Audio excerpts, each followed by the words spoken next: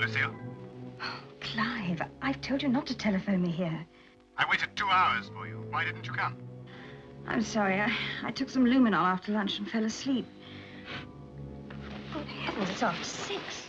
I finished the portrait. I wanted you to be the first to see it. Oh, Clive, I'll come tomorrow, I promise. A few weeks ago, you wouldn't have stood me up. I've told you I fell asleep. Clive, I'll come tomorrow about 5 o'clock. Oh, darling, I must go now. Goodbye.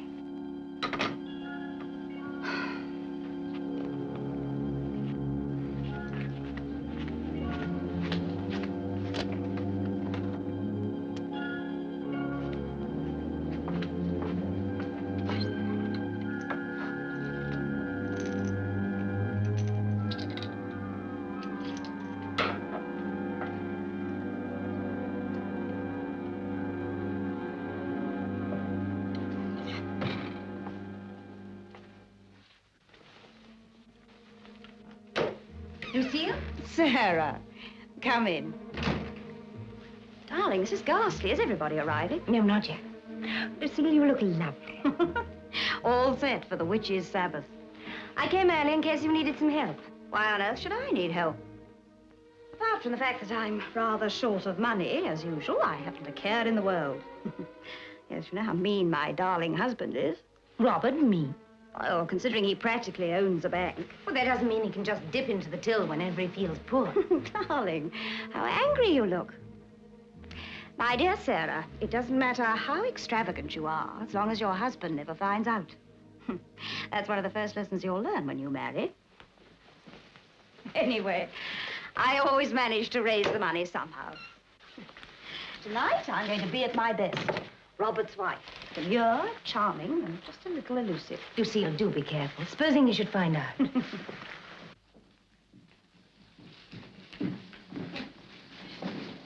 Robert, we're ready, darling. Darling, you look lovely. Thank you. Come on, Sarah. How about one of my Borgia specials? Gilbert's in the drawing room, darling. Robert, is anything wrong?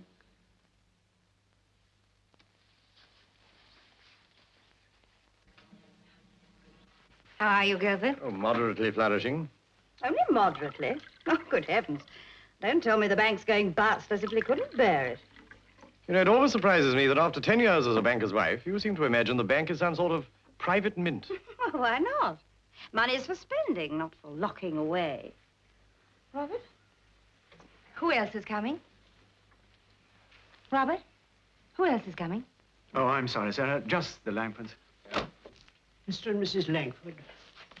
Lucille. Hello, Nella. Darling. Forgive me if I cling to my bit of ermine until I thaw out. The car's laid up and we had to come by bus. Much as I adore my virile husband, he just doesn't seem to be the kind of man who can ever get a taxi. There wasn't one. Not one that would stop for you. Oh, nonsense, Nella. John's always got shells of taxis whenever I've been with him. Really? Must be me, then. I haven't John a lure. Hello, Robert. I love your dress, Lucille. Thank you. Bought it off the peg, didn't you, darling? Yes, it was quite a find, wasn't it? Oh, I wish I knew a peg like that. What's his name? Christian Dior? Hardly. I'm always telling Nella that a woman doesn't have to wear a model dress to catch the eye. She doesn't have to wear anything to catch yours. How's that handsome son of yours? Enjoying himself up at Oxford. His latest plan is to become a fashionable barrister, specializing in divorce. Why, he could have a much more exciting time at the criminal bar defending murderers. Well, perhaps he doesn't want to defend murderers. Perhaps he'd rather see them hanged. I can't say that I approve of divorce, either. But you're a widower, Gilbert. You might think differently if you were still married. Well, I prefer murder to anything so tame and negative as divorce. If John were ever unfaithful to me, I wouldn't divorce him. I'd simply crack his head open. Thanks for the warning, my love.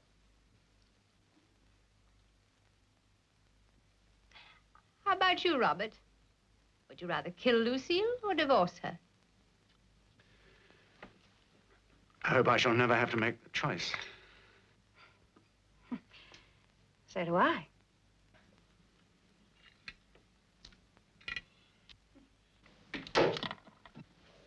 Really, Nella gets worse and worse. She used to be so amusing. Now she's never anything but aggressive and malicious. If John wasn't a business friend of yours, I Wouldn't have her in the house. Just don't understand her. Robert, what is the matter? You've been absent-minded all the evening. I've had rather a worrying day at the bank. A lot of things seem to go wrong all at once. Oh, darling. Darling, I'm terribly sorry. It's getting late. We'd better get some sleep. Robert, what is it? There is something different about you. You're trying to avoid me. Must the whole world revolve entirely around you? Your world must. I do love you, darling. You know that, don't you?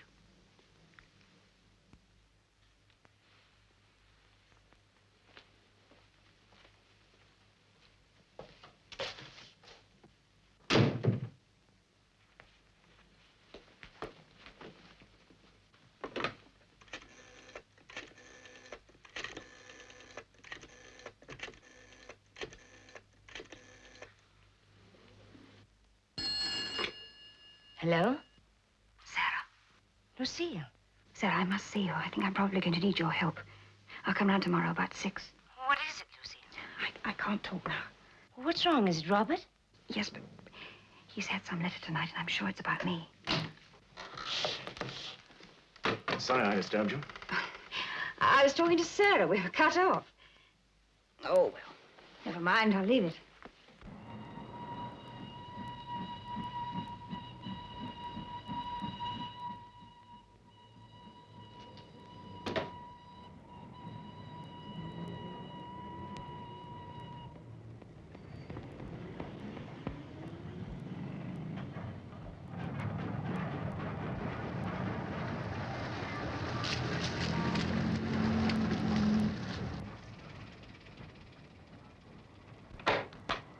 You're late. It's 5:30. Clive, I'm terribly sorry. I just couldn't get a taxi anywhere. I've run nearly all the way. Well, why did you cut across the line? It saves you half an hour. Oh, dear Clive, don't be so absurd. I can just see myself dodging across the railway lines in high-heeled shoes.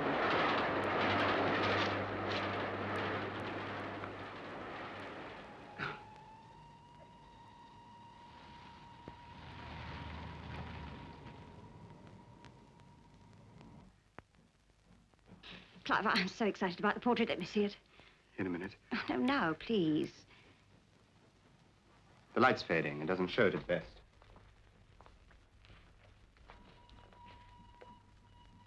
Clive, it's horrible. I knew you'd say that. But an artist has to paint what he sees. Not only the body, but the soul. But I haven't got a soul like that. It's cruel and humiliating. Clive, what made you do it? For months now, I've helped to support you. I've paid your bills so that you could work without worry. What's that got to do with this? You believed in my talent. You enjoyed having a tame protege to worship at your feet. I'd no idea you hated me so much. I hate you because you're the most tantalizing, most provocative, most adorable woman I've ever met.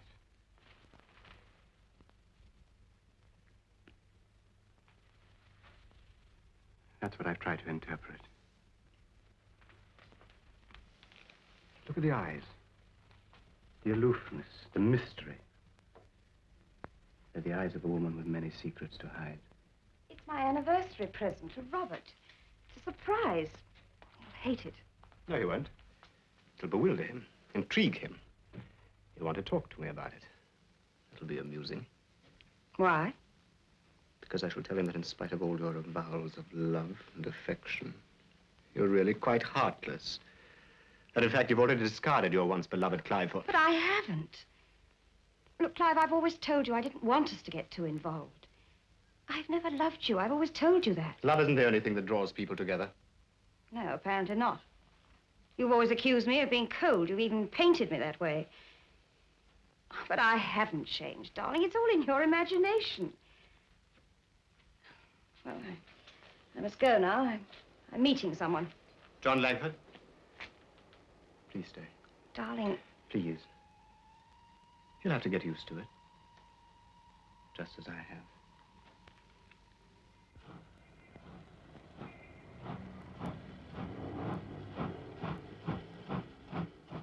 Darling, I really must go now.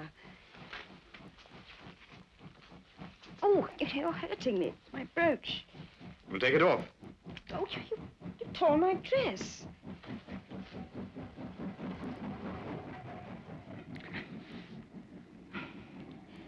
Well, I don't know what Robert will think of the portrait, but perhaps you'll bring it round to the house on Friday, will you, darling? I'll give you the money then. It was 200, we said, didn't we? Yes. Please. Goodbye, darling. See you soon.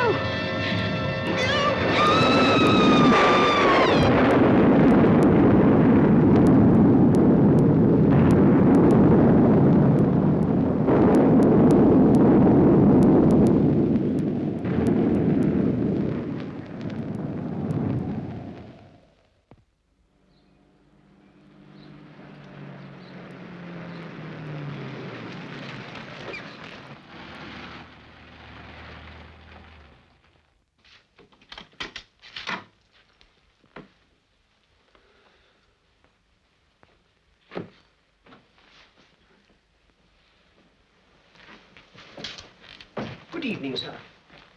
Bring me some whiskey, Wrigley, please. Very good, sir. Mrs. Ainsworth home here? No, sir. She ordered dinner for 8 o'clock. Shall I serve dinner, sir? No, I'll wait. Just bring the whiskey. Yes, sir.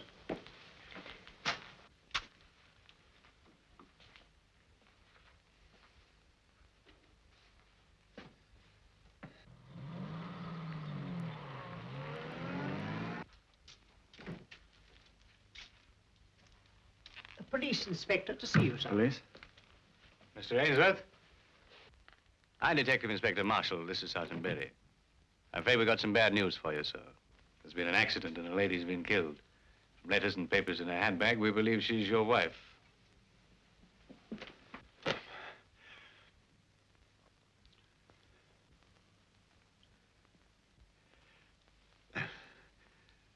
Bumped my head getting into my car this evening.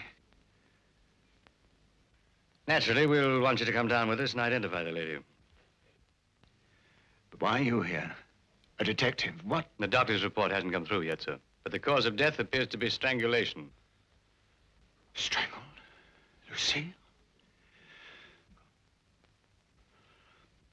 Well, shall we go? Yes. Yes, of course.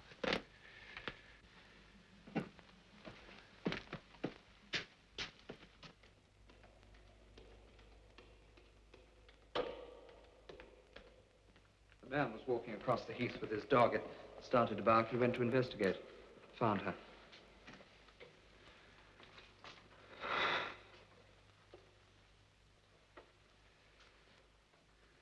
But why? Why would she be on the heath? Unless she was killed somewhere else and carried there. No, sir, she was on the heath. Mr. Marshall has her handbag, sir, but apart from a letter and a couple of receipts, the rest of the contents are missing. Then it must have been robbery. They left a diamond wristwatch and a diamond bracelet. Could you give us a list of the contents of your wife's handbag? No, but I dare say our maid would know. Thank you, sir. There is one other thing. There was a slight tear in her dress, at the neck, here. Would you know if by any chance your wife was wearing a brooch? Brooch? Yes, a cameo brooch. I noticed it at tea, a large cameo. She often wore it. She was very fond of it. Thank you, sir. This way, please.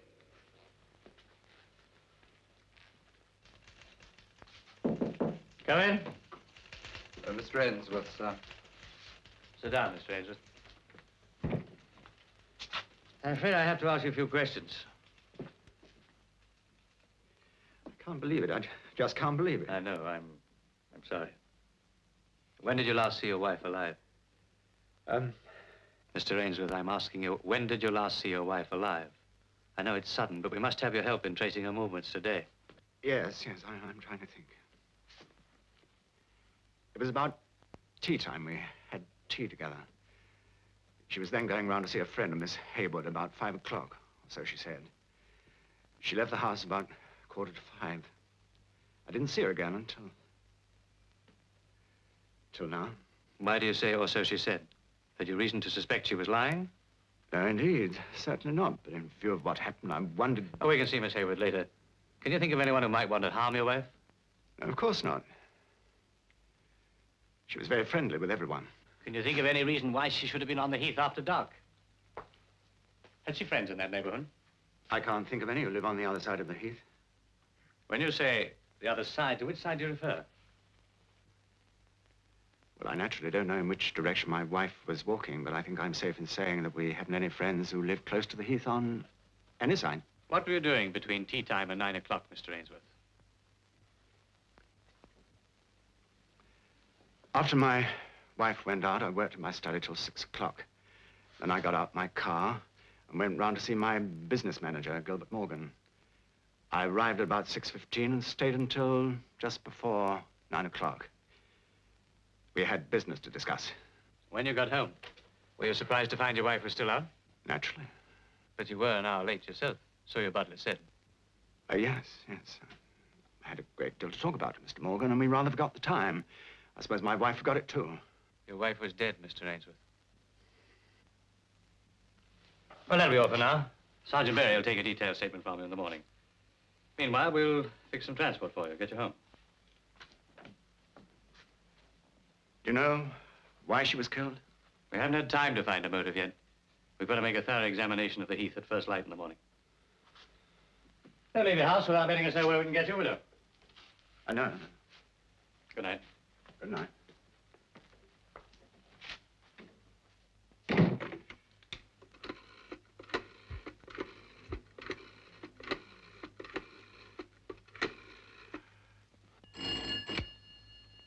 Hello? Gilbert, Robert here. Have the police been to see you? Police? No, why? I can't tell you over the phone, but get round here as soon as you can. It's desperately urgent. Very well. Right, well, I'll get a taxi and come right away. I'll be with you in about 10 minutes. No. Walk here. Come in by the garden. I'll leave the door open. I'll be in my study. Right you are. Goodbye. I could see them in the distance, the two of them. My first impulse was to beat the man's brains out, and I started after them. Then I stopped and got hold of myself. I thought, perhaps he isn't her lover. Perhaps there's some other explanation. I decided to wait till she got home and challenge her, see what she had to say. I got back into the car. I meant to go straight home, but I couldn't. I drove out along the Great North Road, hell for leather. Then I stopped. After a bit, I cooled off and turned round and drove home. I didn't kill her, Gilbert. I know that, Robert. What a dreadful thing. Poor Lucille. It's unbelievable. Gilbert, I told the police I was at your flat from 6:15 till 9 o'clock with you. I was taking a chance on your being there. But why didn't you tell them the truth, what you've told me? How could I? I was there when it happened. They would have arrested me on suspicion. Please back me up. I know it's a lot to ask. No, it isn't that.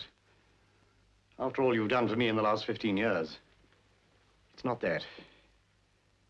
It is, I don't think it's wise, Robert. I can't go back to the inspector now and tell him I was lying. No, I see that. Fortunately, I was at home all the evening. So it is a possible alibi. All right, I agree. Yes, I'll do it. But our stories must agree. Have you folks found anything? No, nothing yet.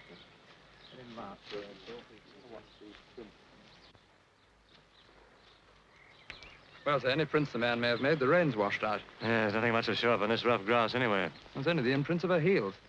Seems to have come up from the road to the pond and then caught it on the way back. It's odd the way she was tacking about, wasn't it? Then she got lost in the dark. Oh, we'll find out. I want this area combed thoroughly, and I want that pond dragged. What for, sir? Contents of a handbag. Don't think it was robbery, do you, sir? No, that was a blind. Clumsy one at that. If he's after anything, it was probably a letter or a diary. Something would incriminate him. He took the lot to cover up.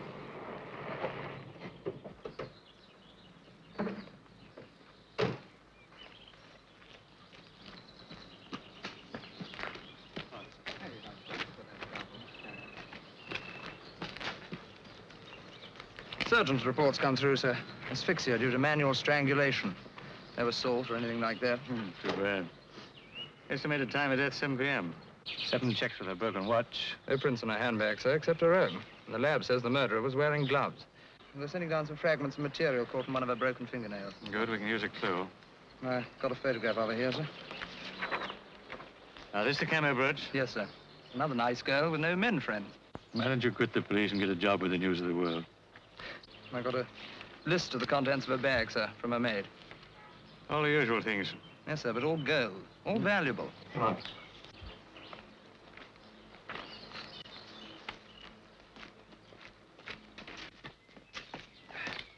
You know Ainsworth's collapsed, sir? No. Yeah, the doc wouldn't let me near him for a statement.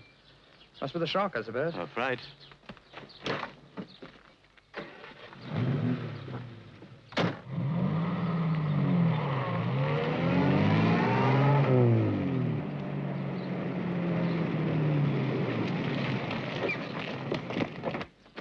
Have you any news, Inspector?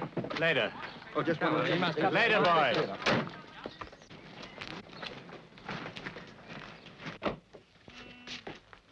Mr. Ainsworth isn't allowed to see anyone, sir. Doctor's orders. We shan't disturb him.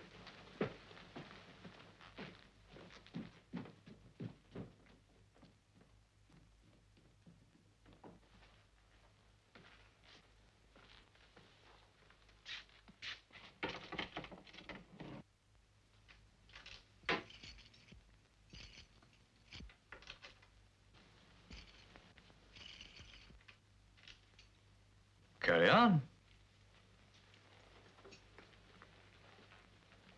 I don't think we've met. My name's Sarah Hayward. I'm a great friend of the Ainsworths. Ah, Rigby, what is that room? Mrs. Ainsworth's private sitting room, sir. Should have been sealed. Who locked the door? The officer who came last night, sir.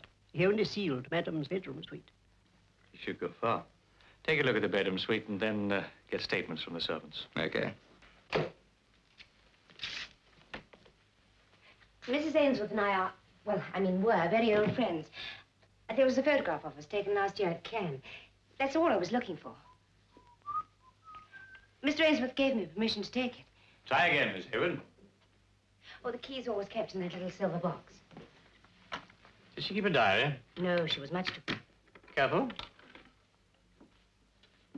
Well, no letters, no diary. Careful and secretive. Hmm? She was a very contradictory person. So spontaneous in some ways and so discreet in others. It was a letter you were looking for, wasn't it, Miss Hayward? Who from? I was afraid she might have kept something I didn't want Mr. Ainsworth to see. Why? You want to protect him? Who's the man? I don't know. There were so many. But if you think Robert found out and murdered her because... Mr. Ainsworth has an alibi, Miss Hayward. I don't question it. Should I? Mrs. Ainsworth had an appointment with you at 5 o'clock yesterday. It was for 6, not 5. All right, 6. Did she turn up? No, but that's nothing unusual. She was apt to change her plans without telling people. Though actually, in this case, I was rather surprised because... Because? Well, she rang me late on Friday night. She sounded frightened. She said she must see me. It was urgent. And then she hung up as if she'd been interrupted. Who by? Her husband? Was it him she was afraid of? No, of course not. Oh, who else would interrupt her at that hour? Hmm? I don't know.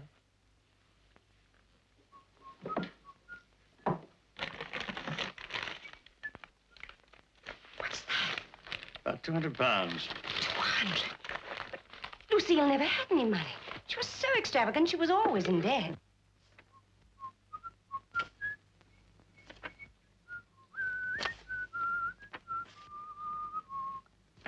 Bunch of receipts. Not a bill among them.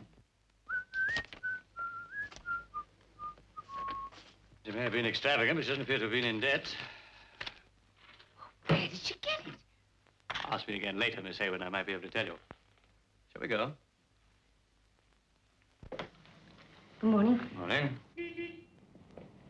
Very attractive, unmarried. Carrying a torch for Mr. Ainsworth. I got that impression. Has been known for a woman to strangle. Wonder if she's strong enough.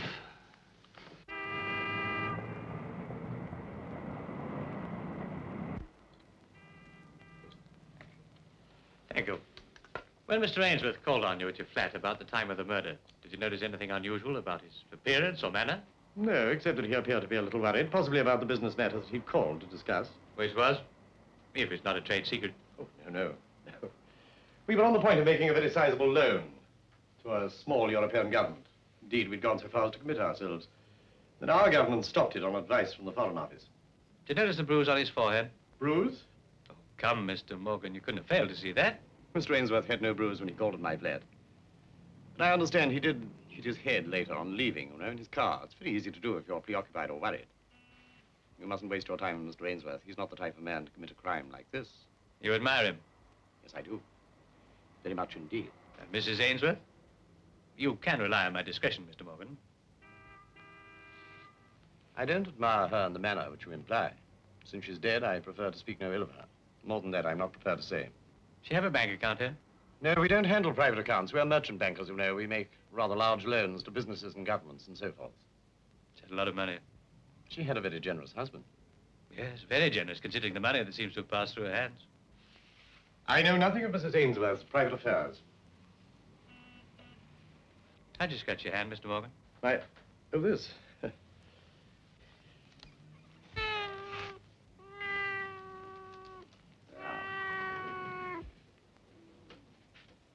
She's no business here, of course, but she refuses to stay at home. She must hear a lot of secrets. She does. But she's unable to repeat them, Inspector.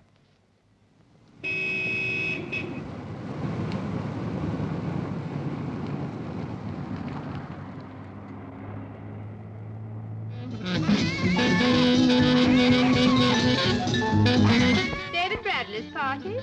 No. We would have gone, but I feel so sorry for my friends, always seeing me in the same old dress. We went to a cinema in the afternoon and got home about 6. My husband then put his feet up while I cooked the dinner. I'm a good cook. I have to be. We have no maid. We had dinner at 7, then we watched television till the thing closed for the night. Not a moment too soon. It was mostly boxing. My husband loves manly sports. Well, knowing Mrs. Ainsworth, do you think she might have gone to the Heath to meet a man? A man? You dear, sweet, innocent thing. What else would she have gone to meet? A mouse?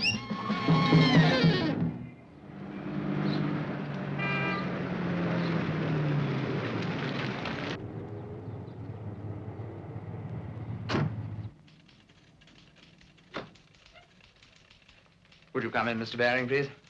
Thank you. Thank you. Taxi driver. Good morning. Good morning. Take a seat. Thank you. Perhaps you can help us. You recognize this woman? Yes. I picked this lady up in Priory Crescent on the corner at about 6 o'clock on Saturday night, and I dropped her at the top of Platt's Lane. You're quite sure that's the one? Of course I'm sure. A little blonde piece. Was she frightened or scared? Well, not so as to notice. But there was this car coming along behind us, following us like, all the way from Priory Crescent. Big black saloon. What make? Oh, I didn't see that. He kept too far back. What happened when you got to Platt's Lane? Well, he stopped, and then he parked a bit up the road. I didn't attach nothing to that. Right. Well, thank you. We'll be in touch with you. We got your number, haven't we? Yes, sir. Well, that's one lead. Now, what about this material? We got the thing on that thread found under a fingernail yet? Yes, sir, I've got it here. They haven't been able to trace the material back to the manufacturers yet, but it's a heavy, dark gray material with a rough surface, rather like Harris tweed. Good. Your boys still dragging that pond? I finished that one, sir. Started on the next. Right, keep them at it. There's about 6 more. Very good, sir. Get rid of this lot, will you? Finish them off. Yes, sir. By the way, what was Ainsworth's car? Lagonda, sir. Black saloon. Be back soon. Want to have a look at Priory Crescent? I must find out who Mrs. Ainsworth saw here. It's very urgent. Well, now, it could have been Mr. Franklyn. He's always got women up there. Artists, supposed to be. Lord knows what goes on, but my poor old legs... Is he in? They went... I don't know. You better go up and see. He's at the top. Here, while you're up there, ask him about my rent, will you? It's a month overdue now. Come in. Mr. Franklyn? Well, the perfect example of a prosperous city magnate. Come in and shut the door. It's cold enough in here as it is. You're Lucille's husband? Yes. It's a terrible thing. I'm sorry. I'd offer you some coffee, but it's cold. Why did my wife come here? She commissioned it for you as a present for your wedding anniversary. I was to take her to your house on Friday. Do you like it? No. Why did she go up to the Heath? I don't know. She said she was meeting somebody. How did you know she was here? That's my business. Did you follow her? You must have done. Well, well. Were you lovers? No. I doubt if anybody ever really possessed her. That's what made her so fascinating, so unattainable. You've taken away all her natural dignity and charm. You made her look like a cheap trollop. I understood her. Rubbish. Well, what are you going to do with it? You can have it. Lucille hasn't paid for it. The price is £300. 300 for that?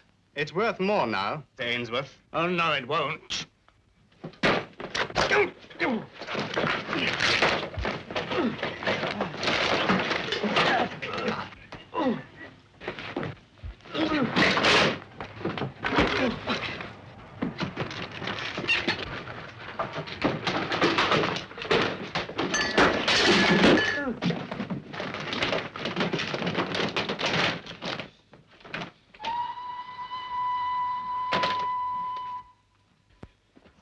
Lucille's brooch, the one she was wearing when she was killed. I'll take that. Well, for a sick man, you seem to be doing all right. He's the man, Inspector. He killed my wife. I never murdered a woman in my life, except on canvas. Besides, you owed me £200 for the portrait. If I'd wanted to kill her, I'd have waited until I got the money. If you didn't kill her, how'd you get the brooch? Do you mind if I ask the questions, Mr. Ainsworth? Not at all. I only wanted Yes, I know, but I think I'd better handle it. It's only fair to wait, really. I know where to contact you. If you insist. I do. All right.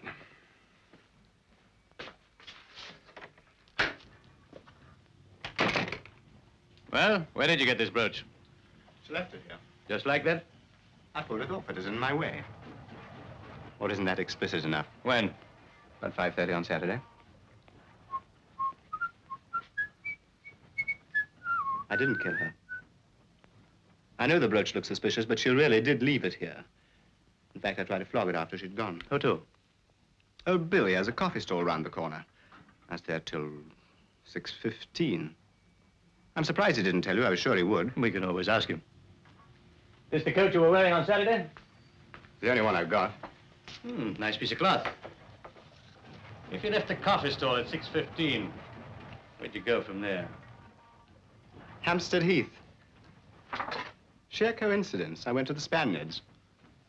It's quite a distance from where she was killed, you know.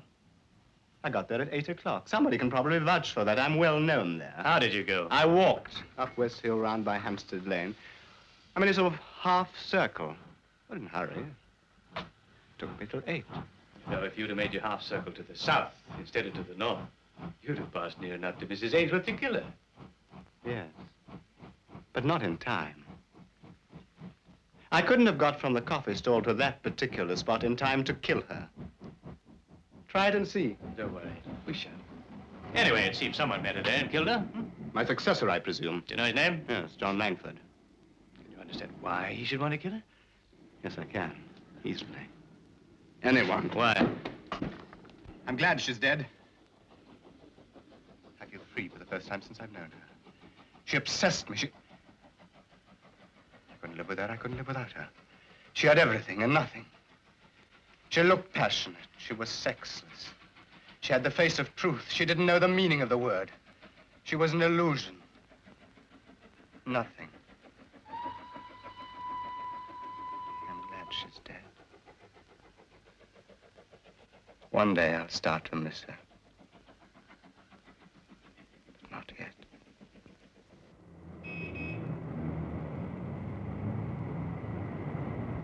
Robert, what's happening? Come in.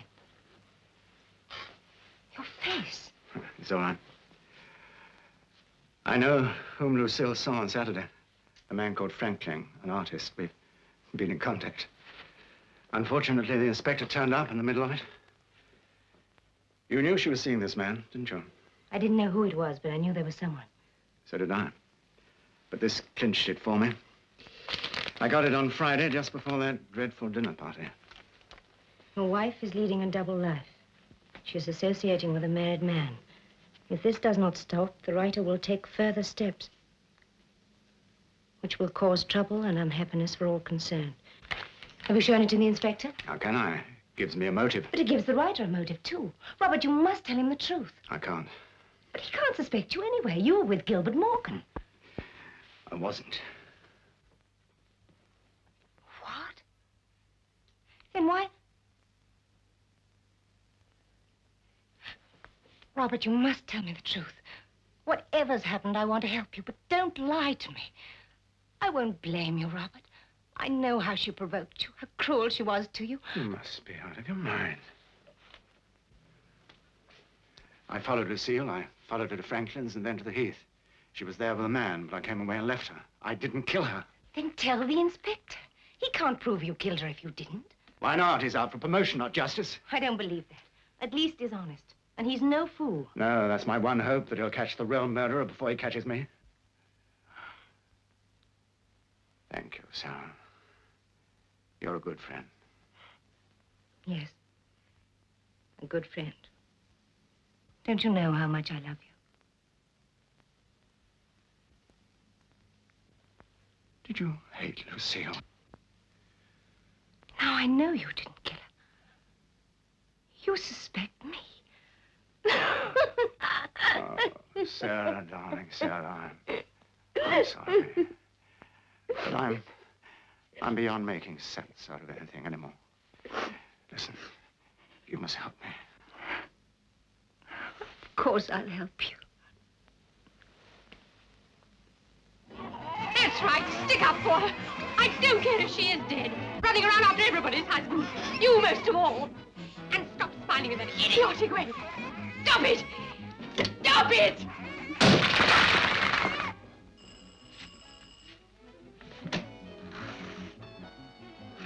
Who are you? Detective Inspector Marshall. You're just in time, Inspector. We're in the middle of disturbing the peace as usual. I want to talk to you about Mrs. Ainsworth. Go right ahead. We were just talking about her, weren't we, John? We all adored her, especially John. Shut up, Nella. Tell the nice inspector how you used to take her out and how she used to let you hold her hand. All right. So I did, sometimes. She was a wicked little thing, but I adored her. So did every man in his heart, married or not.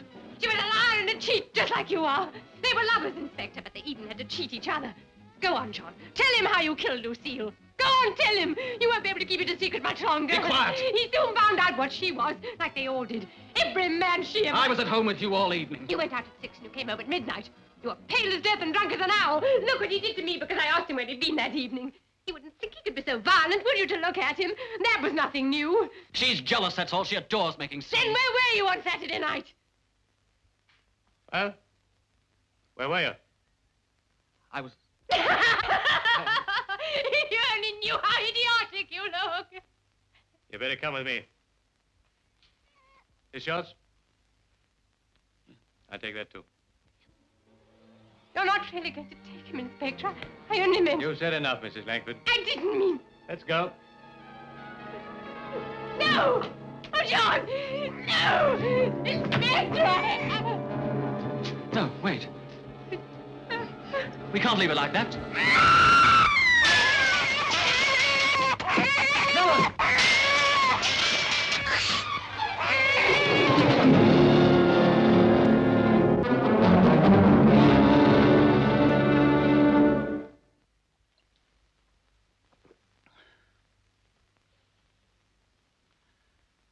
Nella really did believe I killed Lucille.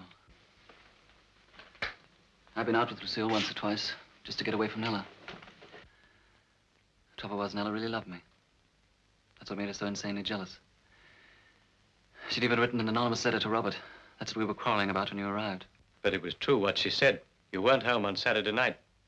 Yes? Where were you then? I went to a club to have a few drinks. We were there from about 6:30 until 10 o'clock.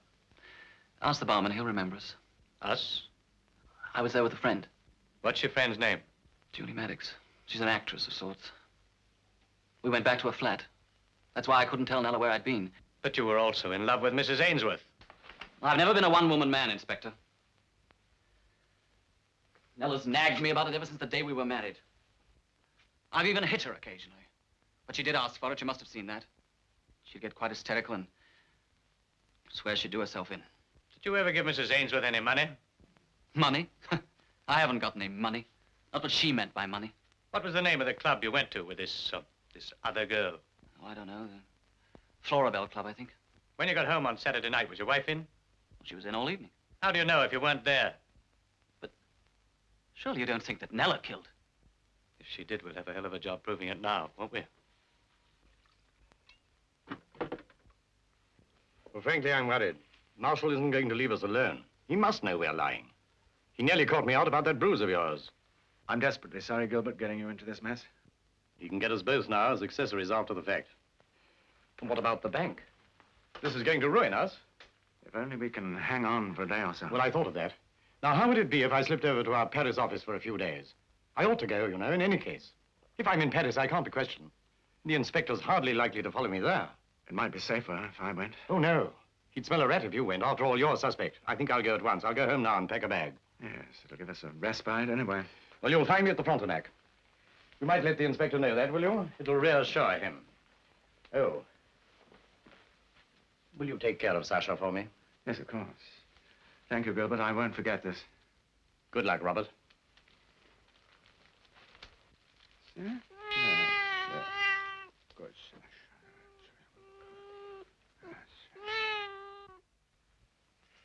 What have you got there?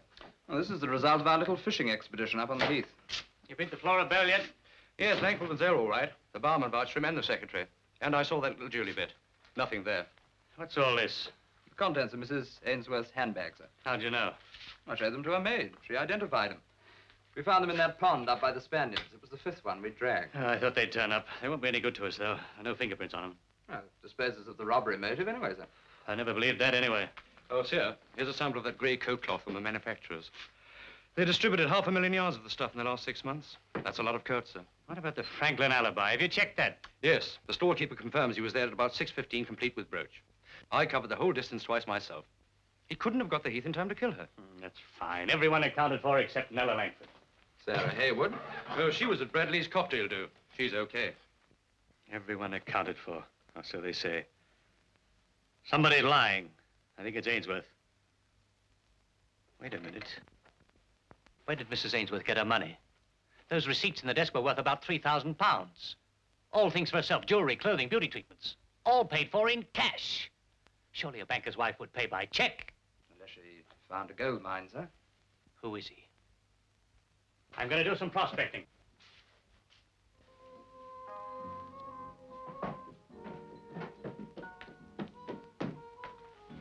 Come on, Casanova.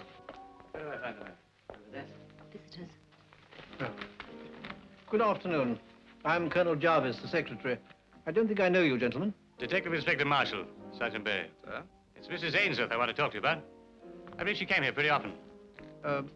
No, I wouldn't say that. Wouldn't you? I've got 5 receipts here, signed by you, for Mrs. Ainsworth's bridge and poker debts. She lost about £600 here in the last few weeks. Well, naturally, we're only too anxious to cooperate, Inspector, but our members expect their affairs to be treated in the strictest confidence. They shouldn't get themselves murdered then, should they? She pay by check or by cash? Cash, always. She had plenty. Anyone ever help her out? Pay for her? Not to my knowledge. Let's talk to your barman. I'm sure he can't tell you any more than I can. Just the same, let's talk to him. Excuse me. Afternoon.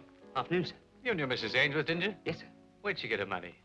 Well, sir, with plenty of men ready to finance her, sir, she could pick and choose. They'd need deep pockets. There's Mr. Goodman. He'd fit the bill. Goodman. Bernard Goodman, the bookie. You never saw a man with so much money. But me, God, he's too mean to breathe. Of course, he had to lay a bit out on Mrs. Ainsworth because he was doing some shopping there. Has he been in today? He hasn't been in since she was murdered. I'm telling a lie. That's him now.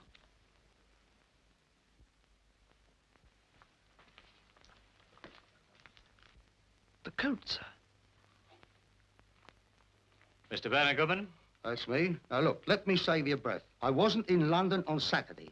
Friday, Saturday, and Sunday, I was in Birmingham for the races. I'm a racing man. I only got back today. Look, hotel bills, theatre tickets, a menu. Look, I can account for every minute of my time. Go and check it. Check it. Go and check the lot. Only remember, please, I'm a very busy man. What's this? We suspect the murderer was wearing a coat similar to this. To this? I only bought it this morning. It's not new. Did anyone say it was new? I got it from a client of mine. A humble fella, a porter. He owed me a £5. He came to my office this morning. He says to me, Mr. Goodman, I owe you a £5. I haven't got a £5. Will you take the coat instead? I'm soft in the head, so I took the coat. Right, let's have a look at it.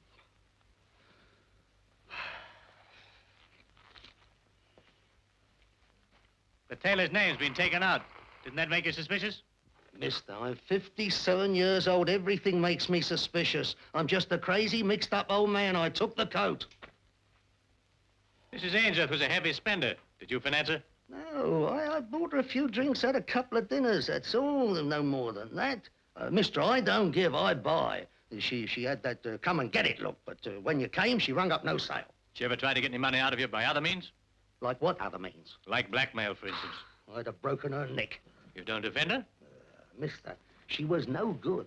Look, do I look like the kind of man who would entertain his woman friends on Hampstead Heath? I've got rheumatism. I've got blood pressure. I've got a weak heart. All right. You can show us your operation tomorrow. Now tell us where we can find the porter who gave you the coat.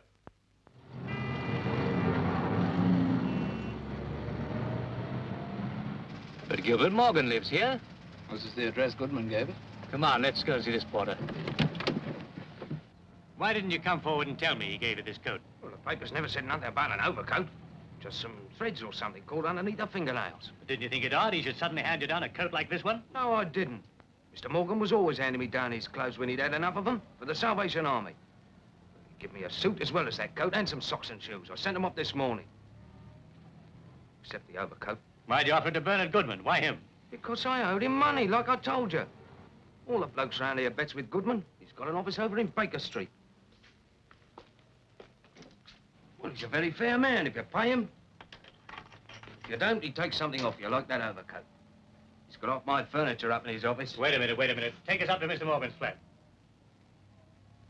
It's no good you going up there. He's gone. Gone? Where?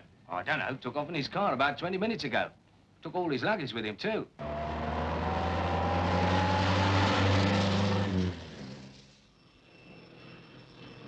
Mr. Morgan?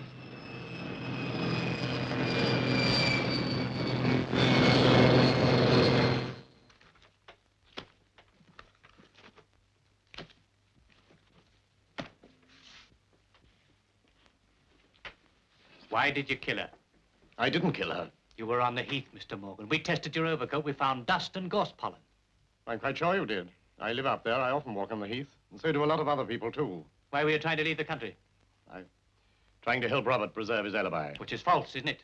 But you weren't going for a few days, Mr. Morgan. You were going for good, and you were taking half the bank with you. Well, you're a thief, if nothing worse. If you weren't worried about the coat, why did you try to get rid of it? Because I knew you were looking for a dark gray overcoat. How? How did you know? I read in the paper. Some threads were found in Lucille's nail. Threads, yes, but how'd you know they came from a coat like that? Only the police knew that. And the murderer. You met her on the heath, didn't you? Yes, I did. But I didn't kill her. I just met her, and I was only with her for a few minutes. Was she blackmailing you? Yes. You see, well, some years ago, I embezzled some money from the bank. I meant to pay it back. Indeed, I could have done so, but Lucille discovered this and threatened to expose me if I didn't settle her debts for her. She ruined my life with her constant demands and threats for money. Why did you kill her? To keep her quiet? I didn't kill her. I met her on the heath, yes. I met her to give her the money. I suddenly decided that I wouldn't give it to her. I told her I hadn't got it. She'd wait. She'd have to wait. She was absolutely furious. She again threatened to expose me to Robert, but I said I didn't care a damn what she did. I got beyond caring. So I went away and I left her. All I wanted to do was to get out of the country before she had time to give me away. It was a struggle, Mr. Morgan. She clawed your coat. Her nails were broken. I know. She didn't want me to leave her. I pushed her off with my hand. The cat didn't scratch your hand. She scratched it, didn't she? No, I scratched my hand on the pin of her brooch. She wasn't wearing a brooch. But she was wearing it. I know that Franklyn had it. Robert told me that. But I couldn't tell you that she was wearing it, could I, without revealing that I was with her?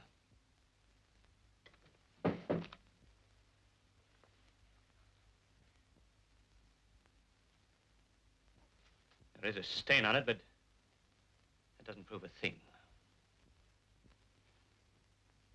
Franklyn must have given it back to her. He must have. He went back, gave her back the brooch. Then he hung around, waiting to see who she was meeting. Then he waylaid her on the way to the road, quarreled with her, and strangled her. But why did he take the brooch back again? Because he'd been seen with the brooch earlier at the coffee stall. If the brooch was found on her body, it proved he'd seen her again. How did he get there in time?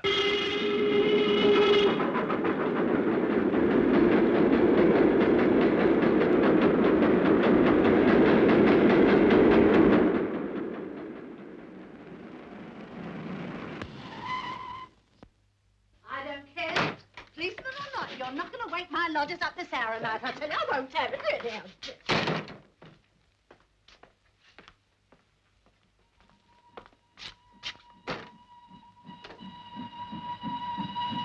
If you took a shortcut across that siding, where'd you come out? Look. It's him. That's how he got to the heath. He jumped a truck. That's our man. Come on.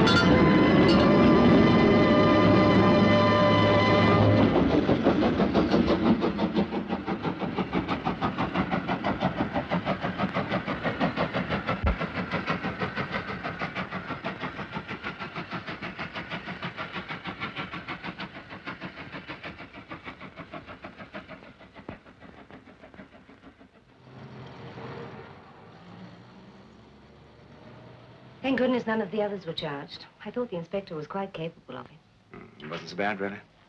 Well, I'd better be going. How long will you be in America? Not long, after all, it is on business. And it's best to go away for a time, anyway. Well, goodbye, sir. And thank you again, very much. You will come back, Robert. Yes, I'll come back.